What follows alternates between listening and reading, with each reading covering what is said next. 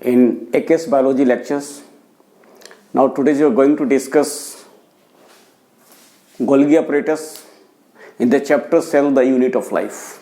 हम लोग last videos में डिस्कस किए थे एंडोप्लाज्मिक रेटिकुलम के बारे में. आज हम लोग गोल्गी apparatus के बारे में डिस्कस करेंगे. गोल्गी apparatus की जहाँ तक बात होती है इसके डिस्कवरी की, तो गोल्गी apparatus का डिस्कवरी हुआ था 1998 में. 1898 में इसकी डिस्कवरी हुई थी बाय कैमिलो गोल्गी.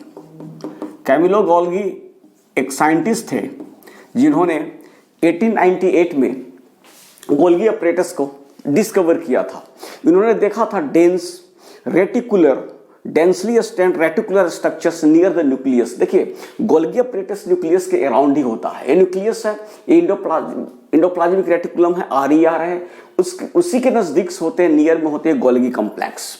तो हम लोग को याद रखना है कि कैमिलो गोल्गी ने डिस्कवर किया था 1898 में गोल्गी apparatus. तो इन्हीं के नाम पे इसको गोल्गी बॉडीज या गोल्गी कॉम्प्लेक्स कहते हैं. तो जब हम गोल्गी apparatus की बात करते हैं तो it is present in eukaryotic cells में मिलते हैं. गोल्गी apparatus कहाँ मिलते हैं? Golgi apparatus are present in apparatus is present in eukaryotic cells. Eukaryotic cells में मिलते हैं, लेकिन सभी यूकैरियोटिक सेल्स में हमें गोल्गी apparatus नहीं देखने को मिलते हैं. कुछ ऐसे सेल्स हैं, यूकैरियोटिक सेल्स हैं जहां पे हमें गोल्गी apparatus नहीं मिलता है. तो इसके अपवाद कौन कौन से हैं इसको भी जानना है. तो Golgi apparatus are absent in Golgi apparatus is absent in. अब कहां पे ये एब्सेंट होता है? तो ये आपको सिव ट्यूब सेल्स में नहीं मिलेंगे. Sieve tube of plants. देखिए प्लांट्स में एक सेल होते हैं जिसको हम बोलते हैं sieve tube cells. These cells are present in phloem में मिलते हैं, जो कि एक वैस्कुलर टिश्यू है. तो फ्लोएम में हमें सिव ट्यूब सेल्स मिलते हैं. सिव ट्यूब सेल्स में आपको गोल्गी apparatus नहीं मिलेगा. मैच्योर आरबीसी में आपको नहीं मिलेगा. मैच्योर आरबीसी ऑफ मैमल्स के जो मैच्योर आरबीसी होते हैं वहां पर भी हमको गोल्गी apparatus देखने को नहीं मिलता है. उसके साथ साथ हमें गोल्गी apparatus और कहां नहीं मिलेगा? तो गोल्गी apparatus हमें नहीं मिलेगा sperms of bryophytes and pteridophytes. ये देखिए प्लांट सेल्स हैं, ब्रायोफाइट्स एंड टेरिडोफाइट्स एक तरह के प्लांट्स होते हैं. ये आप पढ़ेंगे, जब प्लांट किंगडम पढ़ेंगे तो उसमें मिलेंगे आपको ब्रायोफाइट्स एंड टेरिडोफाइट्स. ये प्लांट्स के डिविजन्स हैं. जिस तरह के एनिमल सेल्स में आपको एनिमल्स जब की बात करते हैं, एनिमल किंगडम की बात करते हैं, तो एनिमल किंगडम में हमें क्या मिलता है? फाइलम मिलता है. उसी तरह जब प्लांट की बात करते हैं, प्लांट किंगडम में, तो वहां पे डिविजन्स मिलता है. Division is equivalent to phylum. तो उसमें ब्रायोफाइट्स एंड टेरिडोफाइट्स एक डिविजन्स है प्लांट्स किंगडम का. उसके जो स्पर्म्स होते हैं, मेल गैमेट्स होते हैं, उसमें भी आपको गोल्गी apparatus या गोल्गी कॉम्प्लेक्स देखने को नहीं मिलेगा. उसके बाद आपको प्रोकैरियोटिक सेल्स में नहीं मिलते हैं, क्योंकि ये जो फीचर है गोल्गी apparatus, जो फीचर है ये गोल्गी apparatus फीचर है आपको यूकैरियोटिक सेल का. तो प्रोकैरियोटिक सेल्स में आपको गोल्गी apparatus देखने को नहीं मिलते हैं. ये तो बातें हो गई. अब कहां पर गोल्गी apparatus एब्सेंट है? बाकी जितने भी यूकैरियोटिक सेल्स है सभी में आपको गोल्गी कॉम्प्लेक्स देखने को मिलेगा. अब गोल्गी कॉम्प्लेक्स की जब बात करते हैं तो गोल्गी कॉम्प्लेक्स के 4 पार्ट्स होते हैं. पार्ट्स ऑफ गोल्गी कॉम्प्लेक्स जब बात करते हैं तो there are 4 parts of Golgi complex. 4 parts of Golgi complex या गोल्गी बॉडी. देखिए जब इसके 4 इंपॉर्टेंट पार्ट्स होते हैं. एक होता है सिस्टर्ने, दूसरा tubules, third vesicles and fourth Golgian vacuoles. ये 4 स्ट्रक्चर्स हमको देखने को मिलेगा आपको गोल्गी कॉम्प्लेक्स में. Cisternae, tubules, vesicles and Golgian vacuoles. ये 4 पार्ट्स है गोल्जी कॉम्प्लेक्स का। पहले हम लोग सिस्टर्ने की बात करते हैं। तो सिस्टर्ने क्या है? सिस्टर्नेस हम यहां पर फिगर में दिखाया हुआ, this is the picture of cisternae. Cisternae आपको मिलेंगे, it is flat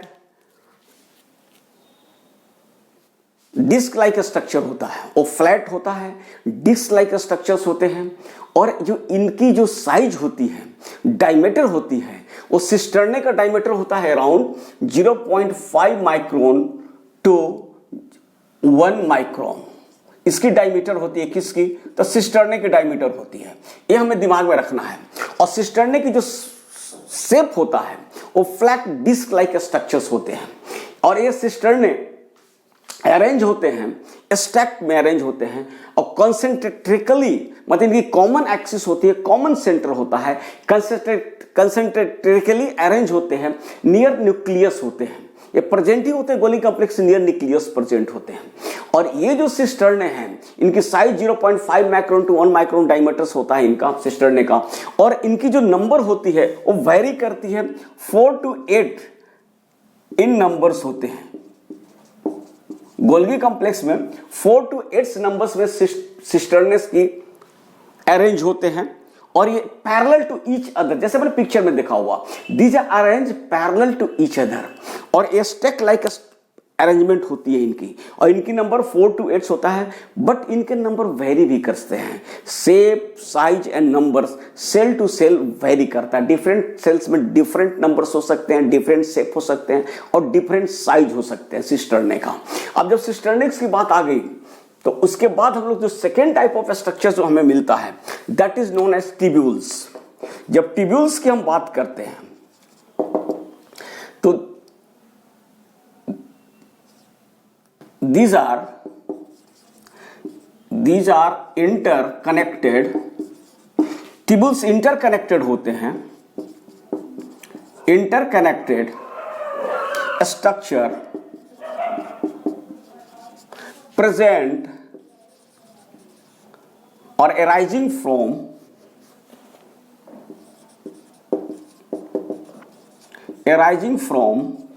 periphery of cisternae. देखिए सिस्टर्ने जो होता है, सिस्टर्ने की देखिए यहाँ पर टिब्यूल्स का छोटा सा स्ट्रक्चर मैंने दिया हुआ, ये ट्यूबुलर स्ट्रक्चर्स है, टिब्यूल्स है, जो सिस्टर्ने से एराइज होता है। At the periphery of cisternae से वो स्टार्ट होता है, निकलता है, पेरीफेरी से एराइज होता है, पेरीफेरी से निकलता है। ये ट्यूब लाइक स्ट्रक्चर्स होते हैं, जिसको हम टिब्यूल्स बोलते हैं। Tubular structure is also found in Golgi complex. तो ये टिब्यूल्स की बात तो हो गई। उसके बाद तीसरा टाइप ऑफ द स्ट्रक्चर जो हमें मिलता है गोल्गी कॉम्प्लेक्स में, वो स्ट्रक्चर है वेसिकल्स का। जब वेसिकल्स की बात करते हैं तो it is flat sac like structure, like a structure pieced off from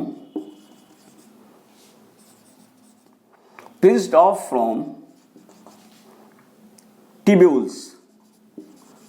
देखिए जब हम वेसिकल्स की बात करते हैं, ये is a picture of vesicles.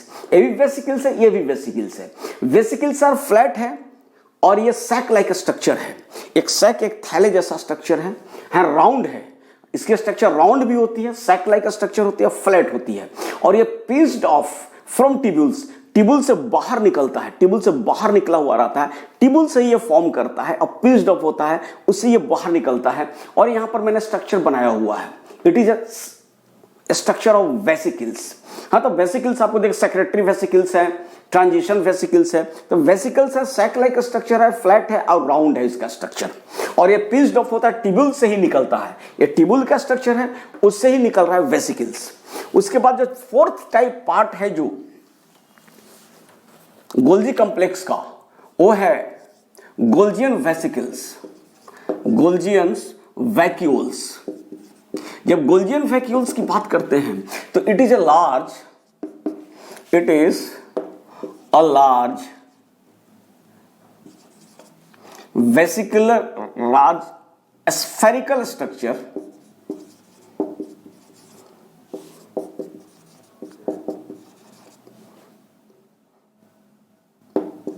it is formed at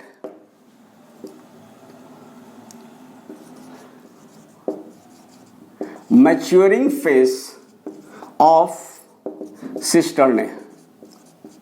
देखिए जब हम सिस्टर्ने की बात करते हैं तो सिस्टर्ने से ही निकलता है ये गोल्जियन वैक्यूल्स। वो सिस मैच्योरिंग फेस पे सिस्टर्ने का वो फॉर्म करता है गोल्जियन कॉम्प्लेक्स, गोल्जियन वैक्यूल्स। तो अब हमको समझना होगा कि मैच्योरिंग फेस क्या होता है। देखिए जब हम सिस्टर्ने की बात करते हैं तो इसके दो फेस होते हैं, cis face and trans face. यहां पर पिक्चर में दिया हुआ सिस फेस को हम फॉर्मिंग फेस भी कहते हैं, और ये क्या होता है, ये कॉन्वेक्स होता है। तो दिमाग में रखना है हमें कि जो सिस फेस होता है एक कन्वेक्स होता है, कन्वेक्स इन स्ट्रक्चर, और इसको हम फॉर्मिंग फेस बोलते हैं। ये भी दिमाग में रख लेना है। सिस फेस को हम फॉर्मिंग फेस बोलते हैं, और ट्रांस फेस को जो बोलते हैं, trans face is maturing face, और ये कनकेव होता है। जब ट्रांस फेस की बात करते हैं तो ये कॉनकेव होता है, कॉनकेव इन शेप, और इसको मैच्योरिंग फेस कहते हैं। ये काफी इंपॉर्टेंट है point, examination point of view से इसलिए इंपॉर्टेंट है कि कभी कभी आता है सिस फेस कन्वेक्स होगा, कनकेव होगा, तो सिक्स फेस कन्वेक्स होगा। ये सिस फेस है, ये कन्वेक्स होगा, और ये फॉर्मिंग फेस कहलाता है। और जो ट्रांस फेस है, ये ट्रांस फेस है, ये कॉनकेव होता है, और ये मैच्योरिंग फेस होता कहलाता है। अब देखिए गोल्जियन वैक्यूल्स जो है वो लार्ज है, स्फेरिकल स्ट्रक्चर है, और ये फॉर्म कहां होता है, तो मैच्योरिंग फेस पे। यहां पर हमने गोल्जियन वैक्यूल्स को नहीं दिखाया है पिक्चर में, लेकिन ये समझ लीजिए कि गोल्जियन जो वैक्यूल्स है वो फॉर्म कहां होता है, तो मैच्योरिंग फेस पे फॉर्म होता है, ट्रांस फेस पे फॉर्म होता है। और एक Golgian vacuoles sometimes some Golgian vacuoles works as lysosomes. ये भी दिमाग में रखना है, some of Golgian vacuoles works as lysosome. Some of Golgian vacuoles work as lysosomes। Lysosomes के रूप में भी एक काम करता है गोल्जियन वैक्यूल्स। तो ये हमें दिमाग में रख लेना है। ये बात तो हुई फोर जो इंपॉर्टेंट पार्ट होते हैं गोल्गी बॉडीज की। वो चार इंपॉर्टेंट पार्ट हम लोग डिस्कस कर रहे थे। सिस्टर्ने को डिस्कस कर लिए, ट्यूब्यूल्स को डिस्कस कर लिए, वेसिकल्स को डिस्कस कर लिए, और गोल्जियन वैक्यूल्स को डिस्कस कर लिए। अब देखिए अब हम लोग आगे जो डिस्कस करने जा रहे हैं वो फंक्शंस डिस्कस करने जा रहे हैं। किसके, गोल्जियन ऑपरेटर्स या गोल्जियन कॉम्प्लेक्स के फंक्शंस के बारे में डिस्कस करने जा रहे हैं। जब फंक्शंस की बात आती है तो पहला जो फंक्शंस होता है वो है processing, packaging,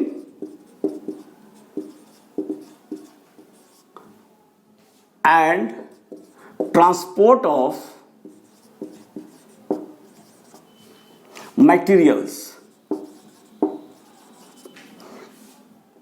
at intracellular target or secreted outside of cells। देखिए जब हम बात करते हैं फंक्शंस का तो गोल्जियन कॉम्प्लेक्स के बारे में जान जाइए कि गोल्जियन कॉम्प्लेक्स किसके नजदीक होता है, रफ इंडोप्लाज्मिक रेटिकुलम के नजदीक होता है, नियर टू होता है। तो इसका जो फंक्शन है आरईआर के साथ इंटर रिलेटेड है, उसके साथ इंटीग्रेटेड है।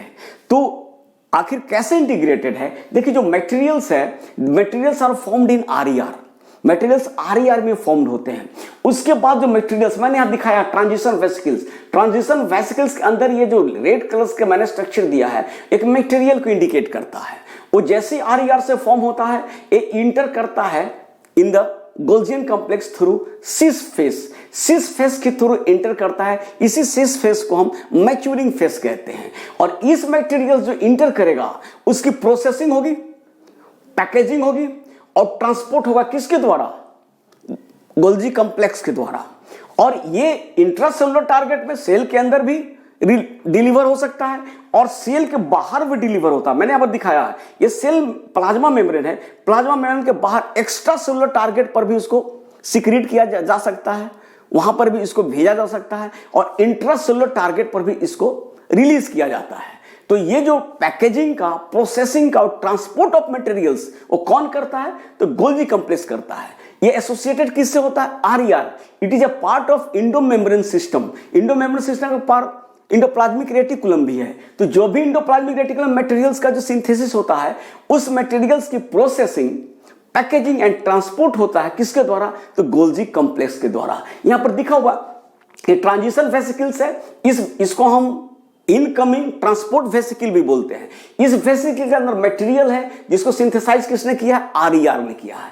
ये मटेरियल इंटर किया किसमें? गोल्जी कॉम्प्लेक्स में through cis face. Cis face के थ्रू ही इंटर होता है, उसके थ्रू इंटर किया। अब इसमें देखिए प्रोसेसिंग हो रही है, प्रोसेसिंग के बाद इसकी पैकेजिंग हुई और ये वेसिकल्स के अंदर देखिए या पैकेजिंग हुआ। इस सेक्रेटरी वेसिकल्स है, ये पैकेजिंग के बाद फॉर्म करता है और इसी सेक्रेटरी वेसिकल्स के अंदर जो मटेरियल है जिसकी प्रोसेसिंग हो गई, ये मटेरियल्स फिर सेल के बाहर भी रिलीज हो सकता है और सेल के अंदर भी रिलीज हुआ है। तो हमें एक दिमाग में रख लेना है कि प्रोसेसिंग, पैकेजिंग और ट्रांसपोर्ट ऑफ मटेरियल्स किसके द्वारा होता है? तो गोल्जी कॉम्प्लेक्स के द्वारा है। एक फंक्शन हमने इसने देख लिया और दूसरी जो फंक्शन है इसकी modification of protein.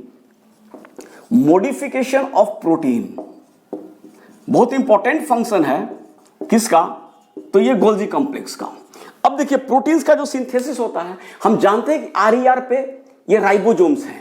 Rough endoplasmic reticulum पे के सरफेस पे क्या होते हैं? राइबोसोम्स होते हैं और वो राइबोसोम क्या करते हैं? प्रोटीन सिंथेसाइज करते हैं। अब ये प्रोटीन सिंथेसिस के बाद इंटर करता है किसमें? गोल्जी कॉम्प्लेक्स में थ्रू सिस फेस और इस प्रोटीन्स की मॉडिफिकेशन करता है कौन? तो गोल्जी कॉम्प्लेक्स करता है। तो दिमाग में हमेशा रख लीजिएगा कि मॉडिफिकेशन जो प्रोटीन्स का होता है वो गोल्जी कॉम्प्लेक्स में होता है और प्रोटीन की सिंथेसिस होती है वो राइबोसोम्स में होती है। वो राइबोसोम आरईआर पे सिचुएटेड होते हैं। तो गोल्जी कॉम्प्लेक्स का आरईआर के पास रहने का एक और बहुत इंपॉर्टेंट रीजन है कि प्रोटीन जो सिंथेसाइज हुए आरईआर में, वो प्रोटीन की मॉडिफिकेशन कहां पे होती है? तो गोल्जी कॉम्प्लेक्स में होती है और मॉडिफाइड होकर फिर सेक्रेटरी वेसिकल्स के द्वारा वो बाहर रिलीज होते हैं। तो ये दिमाग में हमें रख लेना है कि मॉडिफिकेशन जो होता है वो गोल्जी कॉम्प्लेक्स में होता है। तीसरा जो इंपॉर्टेंट है, formation of glycoproteins and glycolipids. देखिए इस जो इंपॉर्टेंस कंपाउंड्स है ग्लाइकोप्रोटीन्स एंड ग्लाइकोलिपिड्स, ये ग्लाइकोप्रोटीन्स फॉर्म होते हैं between the reactions occur between carbohydrate and protein से ग्लाइकोप्रोटीन्स बनते हैं और कार्बोहाइड्रेट एंड लिपिड्स के बीच में जब रिएक्शन होता है तो ग्लाइकोलिपिड्स बोलते हैं। ये जो रिएक्शन होता है जिसको ग्लाइकोसाइलेशंस बोलते हैं, और रिएक्शंस को क्या बोलते हैं? ग्लाइकोसाइलेशन। ये ग्लाइकोसाइलेशन के रिएक्शन के द्वारा ग्लाइकोप्रोटीन्स और ग्लाइकोलिपिड्स बनते हैं। बहुत इंपॉर्टेंट पॉइंट है, बहुत बार नीट में आ भी चुका है कि ग्लाइकोप्रोटीन्स और ग्लाइकोलिपिड्स कहां बनते हैं। तो ग्लाइकोप्रोटीन्स और ग्लाइकोलिपिड्स बनते हैं कहां? तो गोल्जी कॉम्प्लेक्स में बनते हैं। जिस प्रोसेस के थ्रू बनते हैं इनको हम ग्लाइकोसाइलेशंस बनते हैं। हमको इस भी दिमाग में रखना है कि फॉर्मेशन ऑफ ग्लाइकोप्रोटीन और ग्लाइकोलिपिड्स भी गोल्जी कॉम्प्लेक्स ही में होता है। ये तो 3 प्रोसेस हम लोग देख लिए। फोर्थ जो है इंपॉर्टेंट, देखिए रूट टिप सेल्स जो होते हैं, root cap cells contains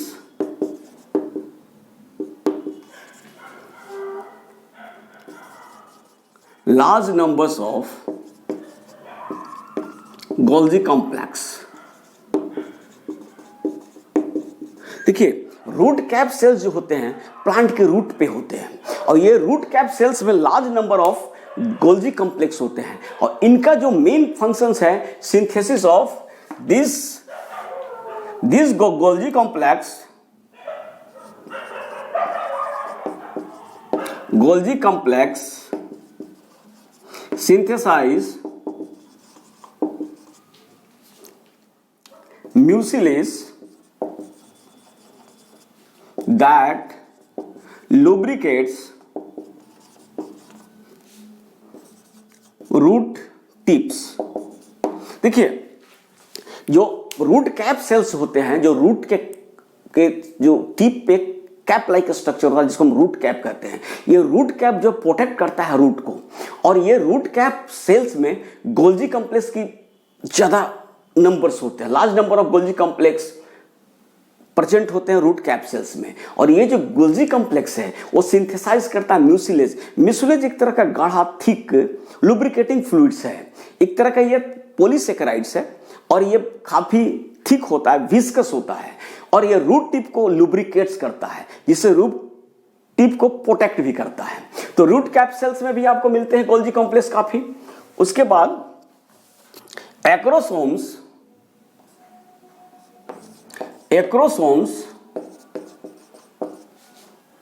of sperms is a modified Golgi complex. देखिए जब हम बात करते हैं स्पर्म्स की, तो स्पर्म्स जो होते हैं जिसको आप शुक्राणु बोलते हैं हिंदी में, स्पर्मेटोजोआ, उसकी जो स्ट्रक्चर होती है इस तरह की स्ट्रक्चर्स होती है स्पर्म की।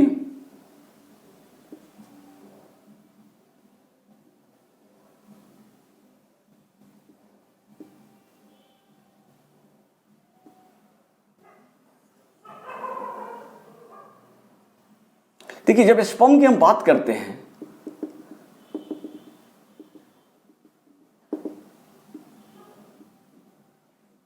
तो उस पे कैप लाइक स्ट्रक्चर होता है ना। ये स्पर्म सेल्स का मैंने बनाया पिक्चर, तो स्पर्म्स के जो सबसे ऊपर में कैप लाइक स्ट्रक्चर होता है जिसको हम बोलते हैं एक्रोसोम्स। स्पर्म सेल्स के हेड के पास एक स्ट्रक्चर होता है, हेड के इंटीरियर में सामने एक स्ट्रक्चर होता है, वो कैप लाइक स्ट्रक्चर्स बोलते हैं जिसको हम एक्रोसोम बोलते हैं। इसी कैप लाइक स्ट्रक्चर जो है उस एक्रोसोम के अंदर बहुत सारे एंजाइम्स होते हैं जो स्पर्म्स को ओवा में पेनिट्रेट करने में हेल्प करते हैं, और ये जो एंजाइम्स इसके अंदर होते हैं जिसको हम एक्रोसोमल एंजाइम्स बोलते हैं। और ये जो एक्रोसोम है ये कुछ नहीं, मॉडिफाइड गोल्जी कॉम्प्लेक्स है या गोल्जी एपरेटस है। ये भी दिमाग में रखना है कि एक्रोसोम है क्या, तो मॉडिफाइड गोल्जी कॉम्प्लेक्स है। उसके बाद एक और वेरी इंपॉर्टेंट फंक्शन है गोल्जी कॉम्प्लेक्स का, it forms cell plasma membrane